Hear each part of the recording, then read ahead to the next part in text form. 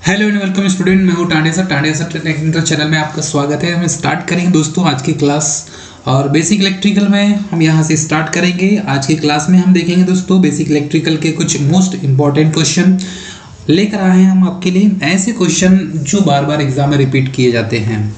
दोस्तों आज का जो दौर है, इस दौर में आज की जो कंपटीशन एग्जाम है, इस कंपटीशन एग्जाम में सबसे ज़्यादा जो बेसिक इलेक्ट्रिकल क्वेश्चन पूछे जाते हैं, जिसमें से AC network, DC network and fundamentals theory के क्वेश्चन ज़्यादा पूछे जाते हैं। अब यहाँ पर हम स्टार्ट करेंगे। यदि किसी एटम, आप ये क्वेश्चन की बात करें तो अभी तक हमने पिछली क्लास तक दोस्तों 800 क्वेश्चन हमने यहाँ पर कवर कर लिया था। अब जो क्वेश्चन हम यहाँ पर देखेंगे दोस्तों वो बेसिकली ऐसे क्वेश्चन होंगे जो न्यूमेरिकल बेस्ड क्वेश्चन होंगे और एग्जाम में पूछे गए क्वेश्चन होंगे दोस्तों। चलिए हम देर ना करते हुए स्टार्ट करेंगे आज की क्लास। और आज की क्लास का जो फर्स्ट क्वेश्चन है दोस्तों, क्वेश्चन नंबर 28 कि किसी एटम का नाभिक का व्यास कितना होता है। पहली बात तो एटम मीन्स परमाणु और एटम के नाभिक का व्यास क्या होता है। तो चार ऑप्शन दिए हुए हैं, 10 to the power -31 metre, option B दिया है 10 to the power -25 metre, option C दिया है 10 to the power -21 metre and option D दिया है 10 to the power -14 मीटर। तो बेसिकली यहाँ पर एटम और एटम का जो व्यास है ये डायमीटर के बारे में पूछा गया है। अब यदि हम यहाँ पर एटम की बात करें तो किसी भी परमाणु के अंदर, ठीक है, इसके नाभिक में देखेंगे तो आपको प्रोटॉन और न्यूट्रॉन मिलेगा। प्रोटॉन पॉजिटिव चार्ज होता है, ठीक है, ये है न्यूक्लियस, इसे कहेंगे न्यूक्लियस। और न्यूक्लियस में यदि आप देखते हैं दोस्तों तो यहाँ प्रोटॉन और न्यूट्रॉन होते हैं। न्यूक्लियस में प्रोटॉन, ठीक है, प्लस न्यूट्रॉन, ये दोनों होते हैं। और इलेक्ट्रॉन इसके बाहरी कक्ष में चक्कर लगाता है, इसे कहते हैं इलेक्ट्रॉन, ठीक है। इलेक्ट्रॉन हल्का होता है। इलेक्ट्रॉन प्रोटॉन से 1845 गुना जो है वो मतलब कि प्रोटॉन 1845 गुना भारी होता है, 1845 गुना भारी होता है। ये भी एग्जाम में पूछा जाता है। मतलब प्रोटॉन का जो भार है वो ज़्यादा मिलेगा आपको और इलेक्ट्रॉन का भार कम मिलेगा, ठीक है। तो इसमें चार्ज कितना होता है इलेक्ट्रॉन में, -1.6 × 10 to the power -19 कूलम, ठीक है, ये इलेक्ट्रॉन पर होता है। यदि प्रोटॉन की बात करें तो इसमें होता है +1.6 × 10 to the power -19 कूलम। ये भी आपको पता रहना चाहिए, ठीक है। ये प्रोटॉन में पॉजिटिव चार्ज होता है, इलेक्ट्रॉन में नेगेटिव चार्ज होता है और न्यूट्रॉन उदासीन होता है। न्यूट्रॉन क्या होता है, उदासीन होता है, ठीक है। तो किसी भी पदार्थ के नाभिक में आपको देखेंगे तो प्रोटॉन न्यूट्रॉन मिलेगा और इलेक्ट्रॉन आसपास चक्कर लगाते हैं, ठीक है, ये है। अब इस नाभिक का जो व्यास है, यही इसका जो न्यूक्लियस है, इस न्यूक्लियस के बारे में पूछा गया है। तो न्यूक्लियस का साइज कितना होता है, तो बेसिकली इसका ऑप्शन डी सही है, 10 to the power -14 मीटर। तो ये न्यूक्लियस का जो साइज होता है, न्यूक्लियस का साइज होता है 10 to the power -14 मीटर। ये इतना इसका साइज होता है और यही एग्जाम में पूछा जाता है। मोस्ट इंपॉर्टेंट क्वेश्चन है दोस्तों। ये साइंस में भी क्वेश्चन पूछा जाता है। यदि आप साइंस की बात करें तो साइंस के क्वेश्चन भी ये जो पूछे जाते हैं, ठीक है। तो चलिए ये तो हुआ दोस्तों। अब इस सेकंड क्वेश्चन यहाँ पर दिया हुआ है, इसमें वेट पूछा गया है। प्रोटॉन का द्रव्यमान इलेक्ट्रॉन के द्रव्यमान के कितना गुना होता है। बहुत अच्छा क्वेश्चन है। किसी बुक में 1840 लिखा हुआ है, जैसे इसका आंसर यहाँ पर चार ऑप्शन देखेंगे तो 1840 गुना लिखा हुआ है, याद रखिएगा। किसी बुक में 1845 गुना लिखा हुआ है, 1845 गुना लिखा हुआ है, ठीक है। तो डाउट नहीं होना, इसका सही आंसर 1845 गुना ही है। यदि यहाँ पर चार ऑप्शन में यदि 1840 गुना भी दिया रहता है तो भी बात वही सही मानेंगे चारों ऑप्शन में, ठीक है। ये इतना आपको याद होना चाहिए। मतलब प्रोटॉन जो है ये भारी है। भारी कौन है, प्रोटॉन, याद रखिएगा, ठीक। चलिए नेक्स्ट क्वेश्चन देखेंगे। नेक्स्ट क्वेश्चन यहाँ से थोड़ा सा इरेज कर ले हम। नेक्स्ट क्वेश्चन भी बहुत अच्छा क्वेश्चन है। यदि किसी सर्किट में 1 एम्पीयर की धारा बह रही है, बेसिकली ये कोई सर्किट है और यदि किसी सर्किट में 1 एम्पीयर की यदि धारा बह रही है तो इस सर्किट में बहने वाली इलेक्ट्रॉन की संख्या कितनी होगी। क्वेश्चन बहुत इजी है और ये भी एग्जाम में बेसिकली फिजिक्स में पूछा जाता है। ये क्वेश्चन, ये फिजिक्स का क्वेश्चन है। यदि किसी सर्किट में 1 एम्पीयर की धारा बह रही है तो यहाँ पर ये पूछा जाता है कि 1 एम्पीयर की धारा बहने पर, ठीक है, चलिए, यदि किसी सर्किट में 1 एम्पियर की धारा बह रही है तो सर्किट में बहने वाली इलेक्ट्रॉन की संख्या क्या होगी। 4 ऑप्शन देखेंगे। तो इलेक्ट्रॉन की संख्या आपको मालूम है कितनी हो सकती है इलेक्ट्रॉन की संख्या, यदि इसको एक्सप्लेन करें तो इसका आंसर क्या हो जाएगा। ठीक है, एक्चुअल में इसको सॉल्व करने का जो बेसिक तरीका होता है वो कैसा होता है मैं आपको बताता हूँ। बेसिकली इसको सॉल्व करने का तरीका, पहली बात तो इसका जो आंसर होगा 0.625 इंटू 10⁻18 इलेक्ट्रॉन। अब ये कहाँ से आया और कैसे आया, यदि इसके बारे में देखें हम तो और अच्छे से आपको क्लियर समझ में आएगा। चलिए सबसे पहले तो देखेंगे कि इलेक्ट्रॉन जो है इसका सही आंसर है ऑप्शन सी। ऑप्शन सी इसका सही होगा। ठीक है, ये मोस्ट इंपॉर्टेंट क्वेश्चन है और ये इसका आंसर है। अब ये आया कहाँ से, हमने कैसे निकाला, इसको देखेंगे। ठीक है स्टूडेंट, तो 1 एम्पियर की धारा यदि किसी सर्किट में फ्लो हो रही है तो 1 एम्पियर की धारा फ्लो होने पर हमें सर्किट में बहने वाली इलेक्ट्रॉन टोटल कितनी मिलेगी। अब इसी इलेक्ट्रॉन के बारे में यदि हम फिजिक्स में देखते हैं तो फिजिक्स, ये क्वेश्चन बेसिकली इलेक्ट्रिकल का तो है लेकिन ये फिजिक्स से रिलेटेड ही है। मतलब फिजिक्स से रिलेटेड का मतलब यही है कि आप फिजिक्स में भी पढ़ेंगे इसको और इसको आप इलेक्ट्रिकल में भी पढ़ेंगे।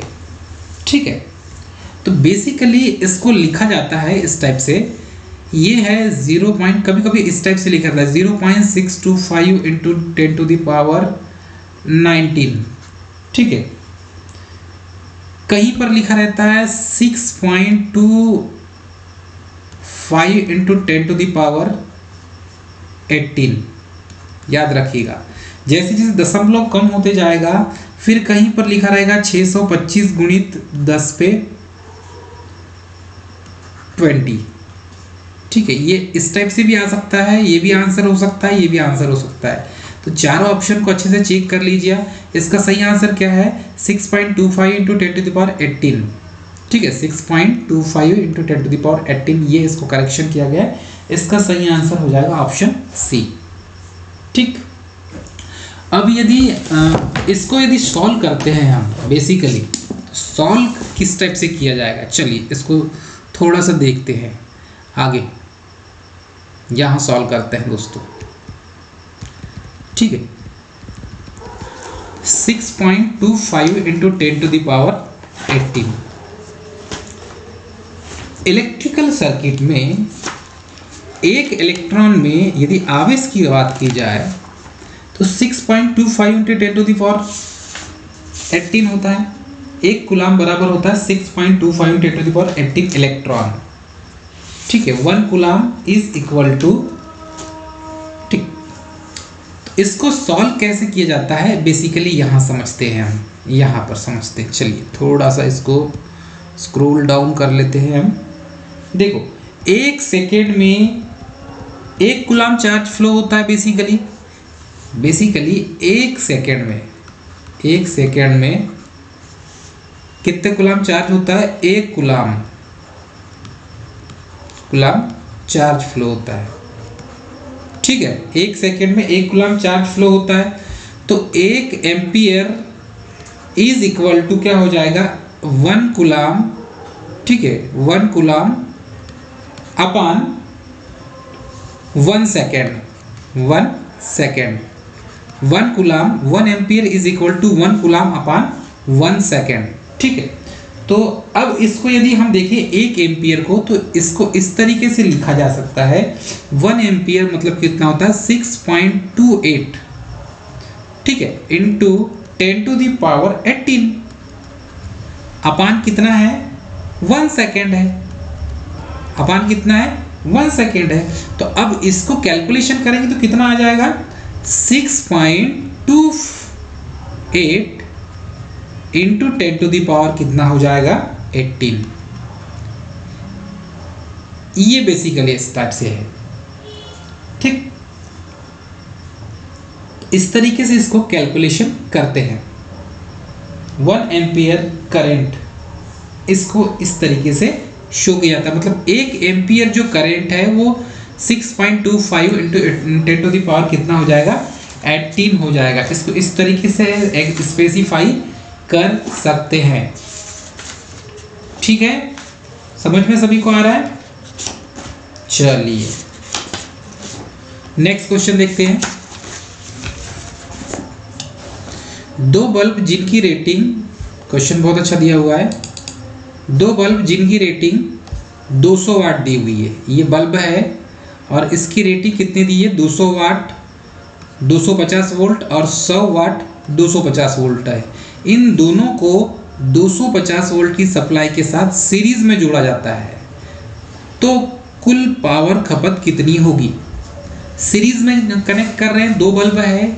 यहाँ पर देखेंगे ये एक 100 वाट का बल्ब है, 200 वाट का, और दूसरा बल्ब है 100 वाट का। ठीक है, चलिए इसको अब यहाँ पर हमने सीरीज में कनेक्ट कर दिए। ये L1 है और ये L2 है। L2 कितना दिया हुआ है? 100 वाट का। L1 कितना दिया है? 200 वाट का। क्लियर है? ये 100 वाट और ये 200 वाट। ठीक, वोल्टेज कितना है यहाँ पर दिया हुआ है? वोल्टेज 250 वोल्ट दोनों में। ठीक है, वोल्टेज कितना दिया है? 250 वोल्ट दिया है। इन दोनों को 250 वोल्ट की सप्लाई के साथ सीरीज में जोड़ा जाता है, तो कुल पावर कितनी खपत होगी? अब यहाँ पर ये कैलकुलेशन कर दिए। अब ये इन यहाँ पर हमें बताना है कि टोटल पावर कितनी खपत होगी। तो इसको सीरीज में कनेक्ट कर दी हमने। अब टोटल पावर जो है वो टोटल पावर हमें ज्ञात करना है। टोटल पावर हमें ज्ञात करना है। ठीक, चलिए मोस्ट इंपॉर्टेंट क्वेश्चन 831 का। दो बल्ब जिनकी रेटिंग 200 वाट 250 वोल्ट है, 100 वाट 250 वोल्ट है, इन दोनों को 250 वोल्ट की सप्लाई के साथ सीरीज में जोड़ा जाता है, तो कुल पावर खपत कितनी होगी? चलिए इसको सॉल्व करने का तरीका है, सीरीज में दिया हुआ है तो सीरीज में दिया तो यहाँ पर सॉल्व करते हैं पहली बात। तो चलिए इसको सॉल्व करेंगे किस टाइप से? तो ये हो जाएगा सीरीज में is equal to 1/p is equal to क्या हो जाएगा? 1/p1 प्लस 1/p2 हो जाएगा। क्लियर है? अब इसको कैलकुलेशन करेंगे तो कितना आएगा यहाँ पर देख लेते हैं हम। तो ये हो जाएगा 1/p1 तो 1/200 हो जाएगा और ये हो जाएगा 1/100। ठीक है, अब इसको कैलकुलेशन करेंगे दोस्तों तो ये हो जाएगा टोटल 200 LCM आ जाएगा और यहाँ पर आ जाएगा 1 और यहाँ पर आ जाएगा 2। ठीक है, तो ये हो गया 3/200 3/200। ठीक है, 1/p। क्लियर है स्टूडेंट? इतना हो गया। अब यहाँ पर हम देखेंगे तो ये हो जाएगा p इज इक्वल टू ये हो जाएगा 200/3। ये p का मान निकल गया। क्लियर है? ये p का मान निकल गया। अब हमने यहाँ पर टोटल p का मान निकाल लिए। अब इसको कैलकुलेशन करेंगे, जब काटेंगे तो यहाँ पर p का मान टोटल कितना निकल के आ जाएगा? तो टोटल p का जो मान निकल के आ जाएगा p इज इक्वल टू निकल के आएगा 67। कितना निकल के आ जाएगा? 67 वाट। कैलकुलेशन करके देख सकते हैं। यदि आप p इज इक्वल टू 200/3 करेंगे तो आप इसका कैलकुलेशन करके देखें तो लगभग 67 वाट ये p का मान निकल के आ जाएगा। क्लियर है? ये इसका इनमें से चारों में से ऑप्शन क्या हो जाएगा? 20 का आंसर होगा। ठीक, चलिए नेक्स्ट क्वेश्चन देखते हैं। एम्पियर, यहाँ पर क्वेश्चन कौन सा है? 32। तो 32 क्वेश्चन में देखेंगे कि एम्पियर सेकंड किसका मात्रक होता है? एम्पियर सेकंड किसका मात्रक होता है? तो बेसिकली एम्पियर सेकंड जो मात्रक है 32 का देखेंगे आंसर तो ऑप्शन ए है, आवेश का ही है एम्पियर सेकंड। कूलाम भी है और या एम्पियर सेकंड भी है, एम्पियर सेकंड भी है। तो ये इसका आंसर है। एनर्जी का तो नहीं है, पावर इसकी वाट है। ठीक है, आपने देखा होगा कार्य, ऊर्जा और शक्ति। ठीक है, तो शक्ति की क्या है स्टूडेंट? वाट है। कार्य और ऊर्जा का कितना है? इसका जूल है। कार्य और ऊर्जा का मात्रा क्या होता है? जूल होता है। और शक्ति का वाट होता है। तो यहाँ पर जो आवेश है ये कूलाम इसकी इकाई है और एम्पियर सेकेंड भी इसकी इकाई है। तो एनर्जी की इकाई क्या हो जाएगा दोस्तों? जूल। ठीक है, पावर की वाट, कंडक्टेंस की यूनिट क्या होती है? मो होती है, कंडक्टेंस की क्या मो होती है और या साइमन। ठीक, चलिए ये तो रहा। अब नेक्स्ट क्वेश्चन देखेंगे, निम्न में से कौन सा वाट के बराबर नहीं है? बहुत अच्छा क्वेश्चन है स्टूडेंट, इसको सॉल्व करते हैं।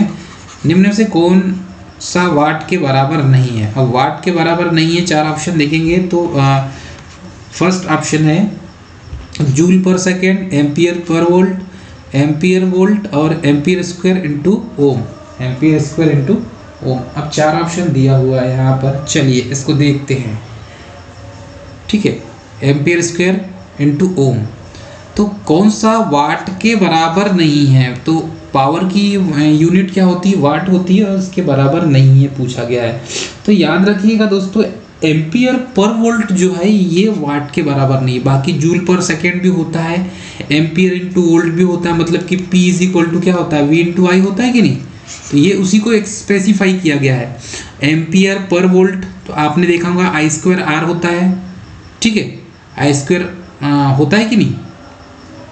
देखो P का फार्मूला क्या क्या है? P is equal to V square upon R होता है, P is equal to I square R होता है, P is equal to V into I होता है।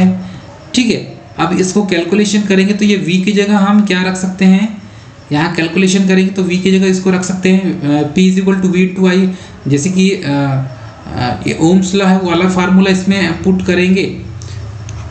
ठीक है, V is equal to I into R, तो ये फार्मूले से फिर यहाँ पर यदि V की जगह I इंटू आर भी रखें हम तो यह स्क्वायर आर हो जाएगा। मतलब कैलकुलेशन करके हम इस तरीके से उसकी यूनिट को दिखाएगा। लेकिन एम्पियर पर वोल्ट जो है ये वाट का नहीं होता। हाँ, एम्पियर स्क्वायर हो सकता है इंटू ओम हो सकता है, जैसे कि ये इसका मान है, ये हो सकता है लेकिन ये नहीं हो सकता। क्लियर है स्टूडेंट? तो इसका आंसर क्या हो जाएगा? बेसिकली इसका आंसर हो जाएगा ऑप्शन बी, ये नहीं हो सकता। ऑप्शन बी इसका सही होगा। ठीक, नेक्स्ट क्वेश्चन दिया हुआ है, बहुत अच्छा क्वेश्चन है। 1 किलो वाट हावर इलेक्ट्रिकल एनर्जी किसके बराबर होता है? तो याद रखिएगा इसमें 1 इलेक्ट्रिकल पावर एनर्जी, ये बहुत इम्पोर्टेंट क्वेश्चन है, बहुत ज़्यादा इम्पोर्टेंट क्वेश्चन है। और इसको समझने के लिए स्टूडेंट आपको थोड़ा सा कुछ समझना होगा। सबसे पहले तो हम देखेंगे 1 electrical power is equal to, ये होता है 3.6 into 10 to the power 5 joule.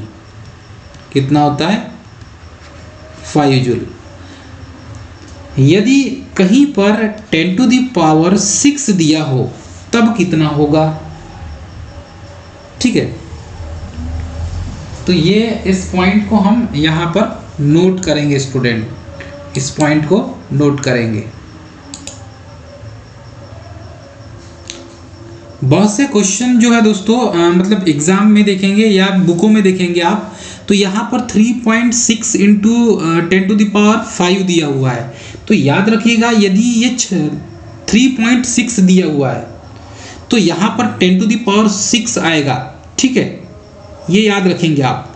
यदि 36 दिया है, 36 दिया है, याद रखिएगा दोस्तों, ये पॉइंट को आपको याद रखना है। ठीक, यदि 36 दिया हुआ है तो ये देखो यहाँ पर 6 की घात है, यदि 36 दिया तो यहाँ 5 की घात होगी। ठीक, याद रखेंगे। यदि 0.36 दिया हुआ है तो याद रखिएगा 10 टू द पावर 7 हो जाएगा जूल। और यदि 36 दिया है तो 10 टू द पावर 5 आएगा। ठीक है, यदि 3.6 इंटू 10 टू द पावर 6 आएगा 3.6 में, इस पॉइंट को भी याद रखना है। इसका सही आंसर हो जाएगा, यदि 36 है तो इसको इस तरीके से स्पेसिफाई किया गया है दोस्तों। ठीक है, तो इसका सही आंसर यहाँ पर देखने मिलेगा आपको। तो किसी किसी बुक में, बहुत सी बुकों में यहाँ पर गलती भी दिया है, गलत दिया हुआ है। मैंने बहुत सी बुकों को देखा मैंने कि आंसर गलत दिया हुआ है उसमें, और इसको स्पेसिफाई करने के लिए फिर मैंने देखा कि हम इस तरीके से इसको स्पेसिफाई कर सकते हैं।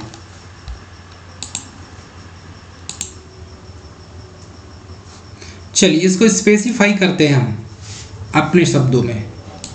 तो इसको समझने के लिए पहले हम 1 BOT बराबर कितना होता है इससे जानेंगे। चलिए यहाँ से इसको मैं क्लियर करता हूँ। अब हम आपको बताएंगे कि बेसिकली 1 BOT कितना होता है और ये निकल के कहाँ से आता है। तो 1 BOT is equal to basically होता है 1 किलोवाट आवर। अब यहाँ पर 1 किलोवाट आवर है तो 1 किलोवाट इंटू 1 आवर, ठीक। अब ये 1 आवर हो गया।